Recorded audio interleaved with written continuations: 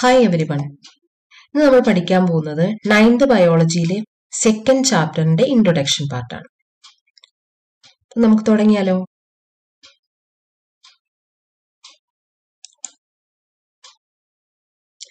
Second ചാപ്റ്ററിൽ first തന്നെ നമുക്ക് പഠിക്കാനുള്ളത് different types of nutrients, their functions and what are the food items having all such nutrients.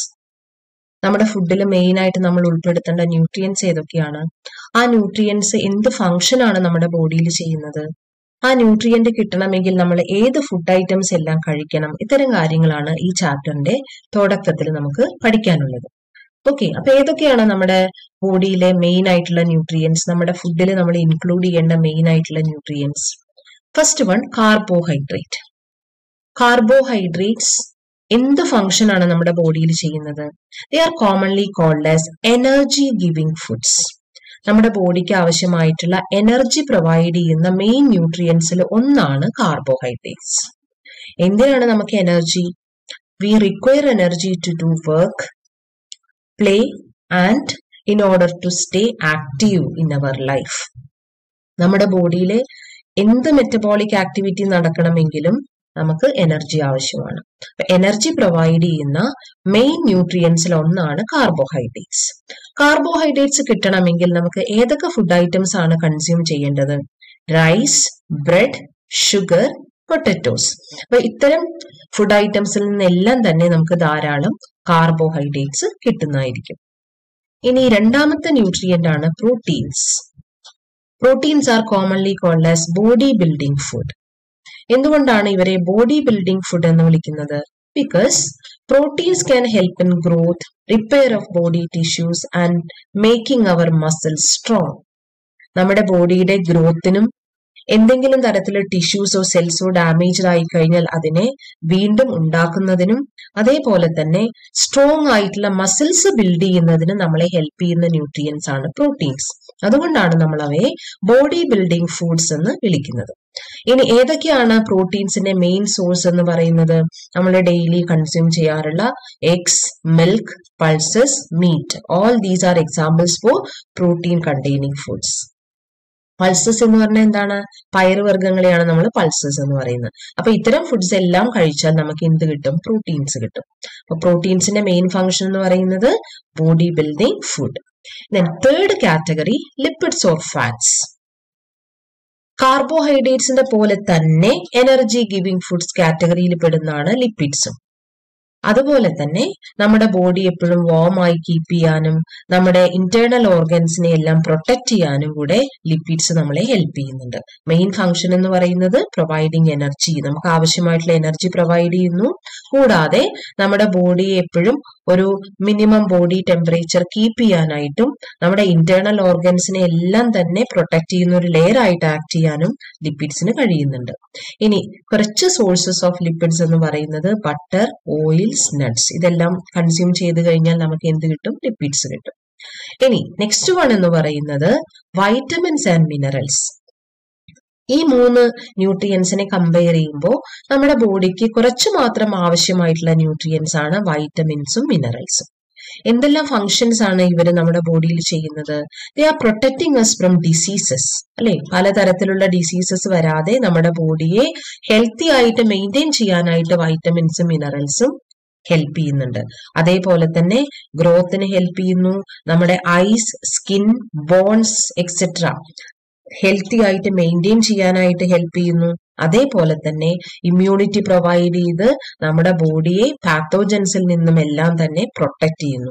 അപ്പൊ ഇത്രയും ഫങ്ഷൻസ് ചെയ്യുന്ന ന്യൂട്രിയൻസ് ആണ് വൈറ്റമിൻസ് ആൻഡ് മിനറൽസ്. വളരെ കുറച്ച് മാത്രമേ നമുക്ക് ആവശ്യമുള്ളൂ ഈ ന്യൂട്രിയൻസ്.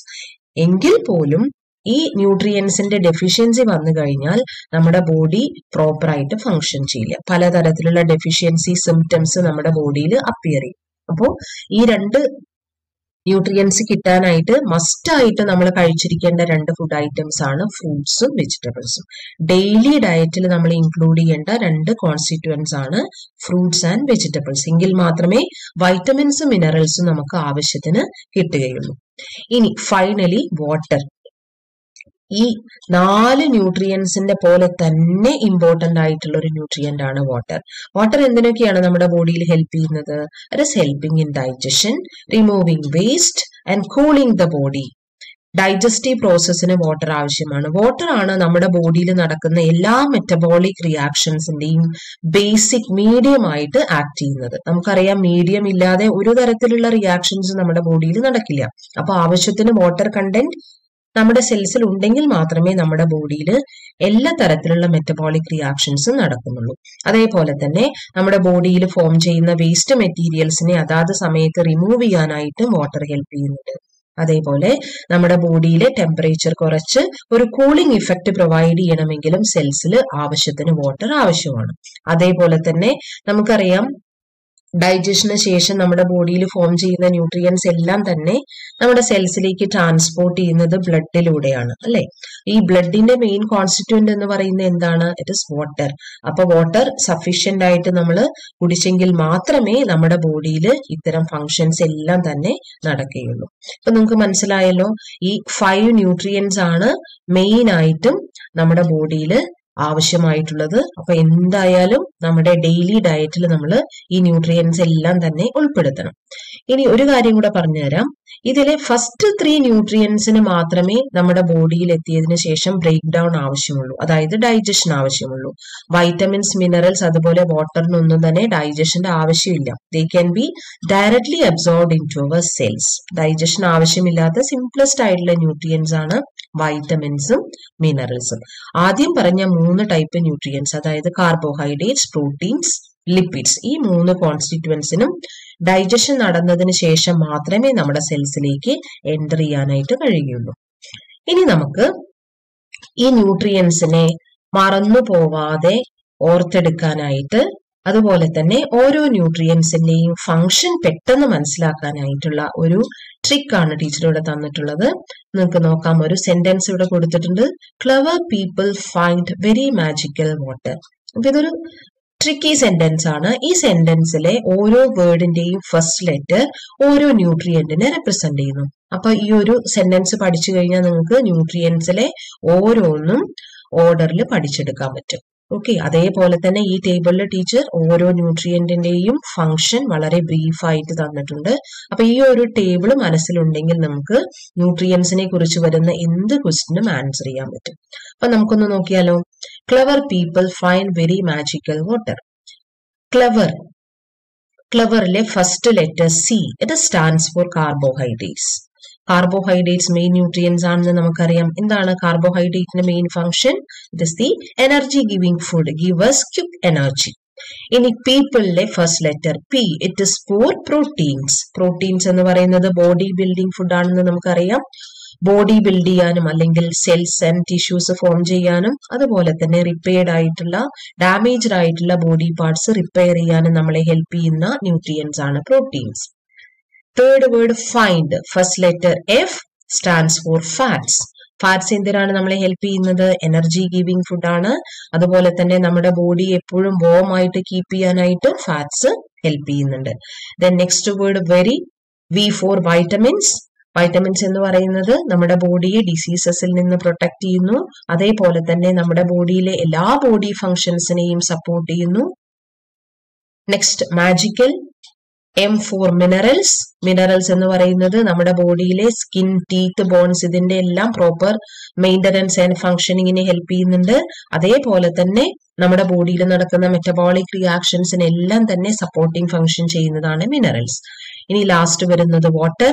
വാട്ടറിന്റെ ഫങ്ഷൻ എന്ന് പറയുന്നത് it is the basic medium for all cellular activities. അതുപോലെ തന്നെ നമ്മുടെ ഡൈജഷനും ട്രാൻസ്പോർട്ട് ഓഫ് ന്യൂട്രിയൻസിനും ഡിസ്പോസൽ ഓഫ് വേസ്റ്റ് മെറ്റീരിയൽസിനും എല്ലാം തന്നെ ഹെൽപ്പ് ചെയ്യുന്ന ന്യൂട്രിയന്റ് ആണ് വാട്ടർ.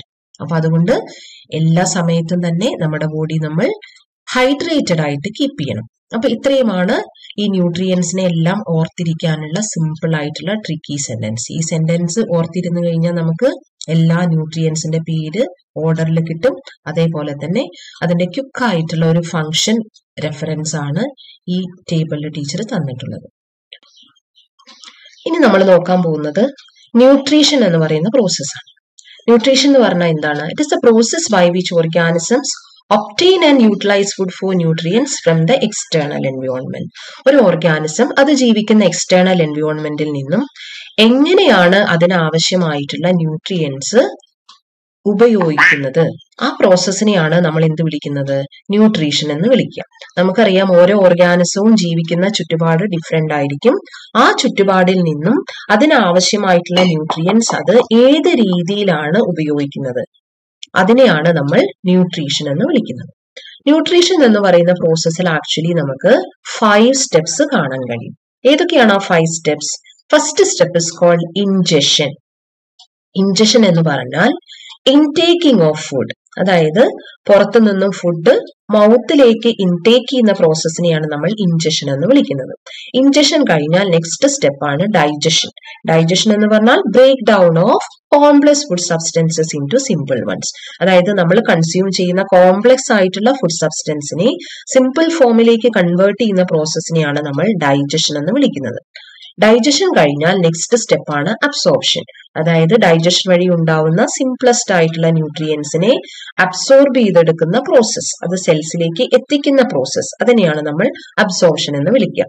അബ്സോർപ്ഷൻ കഴിഞ്ഞാൽ നെക്സ്റ്റ് സ്റ്റെപ്പാണ് അസിമിലേഷൻ. അസിമിലേഷൻ എന്ന് പറഞ്ഞാൽ ഡൈജഷൻ വഴി ഉണ്ടാവുന്ന ന്യൂട്രിയൻസിനെ നമ്മൾ സെൽസിലേക്ക് അബ്സോർബ് ചെയ്തെടുക്കുന്നു. നമുക്കറിയാം സെൽസിലേക്ക് ന്യൂട്രിയൻസ് എത്തുന്നത് ഡെഫിനറ്റ്ലി ബ്ലഡ് വഴിയായിരിക്കും.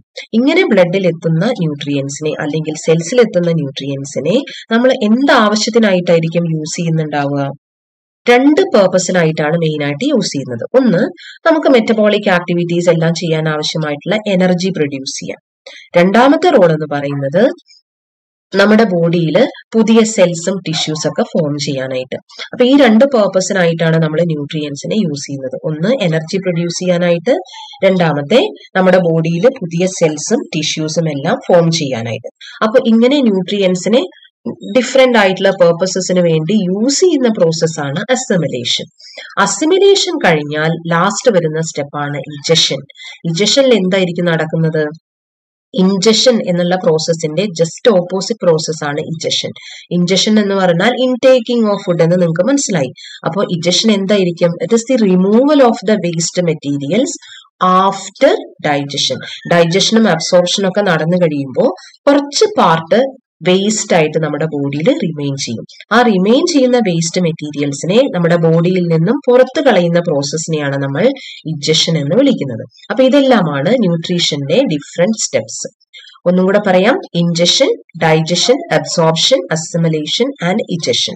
ഇൻജഷൻ എന്ന് പറയുന്നത് ഇൻടേക്കിംഗ് ഓഫ് ഫുഡ്, ഡൈജഷൻ എന്ന് പറയുന്നത് കോംപ്ലക്സ് ഫുഡ് മോളിക്യൂൾസിനെ സിംപ്ലർ ന്യൂട്രിയൻസ് ആയിട്ട് ബ്രേക്ക് ഡൗൺ ചെയ്യുന്ന പ്രോസസ്, അബ്സോർപ്ഷൻ എന്ന് പറയുന്നത് ഈ സിംപ്ലസ്റ്റ് ആയിട്ടുള്ള ന്യൂട്രിയൻസിനെ നമ്മുടെ സെൽസിലേക്ക് എത്തിക്കുന്ന പ്രോസസ്, അസിമിലേഷൻ എന്ന് പറയുന്നത് ഈ ന്യൂട്രിയൻസിനെ ഉപയോഗിച്ച് ഒന്നുകിൽ എനർജി പ്രൊഡ്യൂസ് ചെയ്യുന്നു അല്ലെങ്കിൽ നമ്മുടെ ബോഡിയിൽ പുതിയ സെൽസോ ടിഷ്യൂസോ ഫോം ചെയ്യുന്നു. ഇനി ഫൈനലി നടക്കുന്ന പ്രോസസ് ആണ് ഇജഷൻ.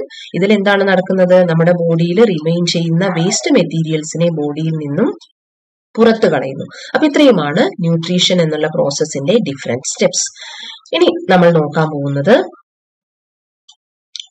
ഈ പ്രോസസ്സിനെ, ന്യൂട്രീഷനിൽ വരുന്ന ഡിഫറെന്റ് സ്റ്റെപ്സിനെ നമുക്ക് ഈസി ആയിട്ട് എങ്ങനെ ഓർത്തു വെക്കാൻ പറ്റും, അതിനായിട്ടുള്ള ഒരു ട്രിക്കി സെന്റൻസ് ആണ് ടീച്ചർ തരുന്നത്. The sentences: I do amazing art every day. ഇതിലെ ഓരോ വേർഡിന്റെയും ഫസ്റ്റ് ലെറ്റർ നമ്മുടെ ന്യൂട്രീഷനിലെ ഓരോ സ്റ്റെപ്പിനെ ഇൻഡിക്കേറ്റ് ചെയ്യുന്നു. First word I for ingestion. Ingestion എന്ന് പറഞ്ഞാൽ എന്താണ്? Intaking food into the mouth. അപ്പോ ഐ എന്നുള്ള വേർഡ് ഇൻജഷനെ റെപ്രസെന്റ് ചെയ്യുന്നു. ദെൻ സെക്കൻഡ് വേർഡ് ഡൂലെ first letter D for digestion. അപ്പൊ ഡൈജഷൻ എന്ന് പറഞ്ഞാൽ നമുക്കറിയാം it is the conversion of complex food into simpler ones. Third word എന്ന് പറയുന്നത് അമേസിംഗ്. അമേസിംഗിലെ എ സ്റ്റാൻഡ്സ് ഫോർ അബ്സോർപ്ഷൻ, അതായത് ന്യൂട്രിയൻസിനെ ബ്ലഡിലേക്ക് എത്തിക്കുന്ന പ്രോസസ് ആണ് absorption. Then art, A for assimilation. Assimilation എന്ന് പറഞ്ഞാല് ഡൈജഷൻ വഴി കിട്ടുന്ന ന്യൂട്രിയൻസിനെ നമ്മുടെ ബോഡി പല പേർപ്പസിനായിട്ട് യൂസ് ചെയ്യുന്ന പ്രോസസ്സാണ്. Then final word every day, A for egestion. Egestion എന്ന് പറയുന്നത് ഡൈജഷനും അബ്സോർപ്ഷനും ശേഷം നമ്മുടെ ബോഡിയിൽ റിമെയിൻ ചെയ്യുന്ന വേസ്റ്റ് മെറ്റീരിയൽസിനെ റിമൂവ് ചെയ്യുന്ന പ്രോസസ്സാണ്. അപ്പൊ ഈ ഒരൊറ്റ ട്രിക്കി സെന്റൻസ് കൊണ്ട് നിങ്ങൾക്ക് ന്യൂട്രീഷനിലെ 5 സ്റ്റെപ്സ് അതിന്റെ സീരിയൽ ഓർഡറിൽ പഠിച്ചു വെക്കാനും അതേപോലെ തന്നെ ഓരോ സ്റ്റെപ്പും എന്തിനെ റെപ്രസെന്റ് ചെയ്യുന്നു എന്ന് ക്യുക്കായിട്ട് റെഫർ ചെയ്യാനും പറ്റും. അപ്പൊ ഇത്രയാണ് ഇന്നത്തെ ക്ലാസ്സിൽ നമ്മൾ പഠിക്കുന്നത്. നമ്മൾ ഇൻട്രൊഡക്ഷൻ പാർട്ടാണ് ഡിസ്കസ് ചെയ്തത്. ഇനി ബാക്കി പാർട്ടുമായിട്ട് ടീച്ചർ നെക്സ്റ്റ് ക്ലാസ്സിൽ വരുന്നതാണ്. നിങ്ങൾക്ക് ഈ വീഡിയോ യൂസ്ഫുൾ ആയെങ്കിൽ ഷെയർ ചെയ്യുക, സപ്പോർട്ട് ചെയ്യുക, ഫ്രണ്ട്സിനൊക്കെ ആയിട്ട് ഷെയർ ചെയ്ത് കൊടുക്കുക. വളരെ ട്രിക്കി ഫോമിൽ നമുക്ക് ഈ കണ്ടന്റ് പഠിച്ചെടുക്കാൻ പറ്റും. അപ്പോൾ അടുത്ത വീഡിയോയുമായി കണ്ടുമുട്ടുന്നത് വരെ വെയിറ്റ് ചെയ്യുക. Thank you.